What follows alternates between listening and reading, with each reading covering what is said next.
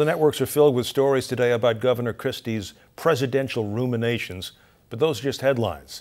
Steve Adubato has spent a lot of time talking with this governor, and Wednesday night at 8 p.m., his new program, A Conversation with Governor Chris Christie at NJPAC, premieres here on NJTV, and Steve is kind enough to join us now.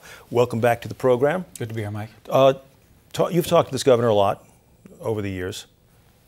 Tell me about this encounter. Was he, after the hurricane, different in any way? Yeah, no doubt about it. First of all, there was a live audience, and so anytime there's a live audience with this governor, half the time you're like, am I still here anymore? You know, because Governor Christie is, again, he's a strong leader, and he's tough to interview in some ways because he says what he wants to say and answers what he wants to answer, but also he's playing to the audience, and the audience was responding, as people will see right here on NJTV Wednesday night at 8. They loved it, and so you're like, do you need me here? But it was substantive about post-Hurricane Sandy leadership. It was substantive because it was right after the horrific shooting in Connecticut. But it was also about his relationship with Bruce Springsteen, which is fascinating. It was also about the first time that he introduced his wife, Mary Pat, to George Clooney. It was substantive because he talked about growing up in the Christie household, which was never at a loss for, let's just say, debate in an Italian and Irish way. So it was personal. It was emotional. It was Chris Christie unplugged, and it was a combination of issues and politics, but very, very interesting and entertaining.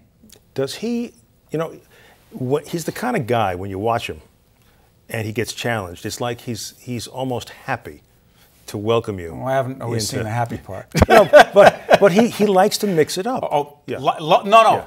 Loves to mix it up. So loves, and he kind of looks at you when he thinks you've gone in a direction he doesn't want to, and again, and it's fun.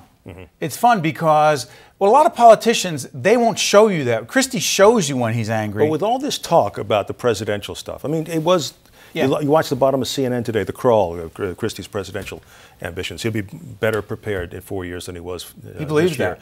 And he said it in the interview. And he's saying it knowing that takes on a life of its own. Look, we're talking about a governor who understands our medium, Mike. Yep. He understands, forget about sound bites, that's such a cliche. He understands the communication game. He understands, first of all, he never says what he doesn't want to say. People say, oh, someone knows how to deliver a sound bite. He doesn't ever say what he doesn't want to say. He doesn't say it in a way that he doesn't want to say it. And by the way, what I also found in this interview with him, which you're going to see, I believe, in the State of the State tomorrow, is you're going to see a governor who, frankly, is more emotional in the sense that he's willing to be more accessible. The hugging, that was very real. The crying, that was very real. The pain, that was very real. The inability to solve people's problems that were suffering in connection with Sandy, very real.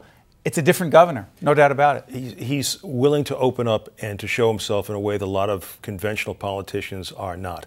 He also, in this past week, took aim at his own party over hurricane relief. Some say that that's a suicidal thing to do for somebody with national political aspirations. What do you think is going on in his head when he goes down a road that he obviously knows he has to go down, but he knows that the consequences are there? You know, this is where you try to figure out what's in Chris Christie's head, which is a dangerous game. I mean, I think here's what went down. John Boehner made a commitment to Chris Christie, more importantly made a commitment to New Jersey, that bill would be posted. Those $60 billion, Mike, that people need. People who own their businesses, people who lost their homes, people who are suffering. And Chris Christie went to bat for people in New Jersey. I don't think he's sitting there going, let me figure out how it's going to play let's poll this, let's test it.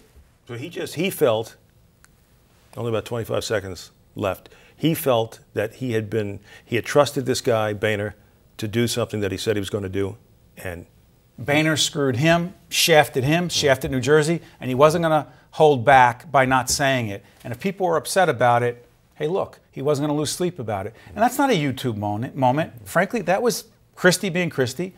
And I don't think he's worried about 2016. I really don't. Which may be his strength. You know, because it stands out. Because most other people are testing things before they say it. It's going to be a lot of fun Wednesday night at 8. Absolutely. So you notice me plugging? Yeah. I was going to say it, but you've said it for me, but I'll say it again. Thanks, Mike. Conversation with Chris Christie, Governor Chris Christie, Wednesday night, 8 o'clock right here on NJTV. Steve, always a pleasure. Great to be here, Mike. Thanks.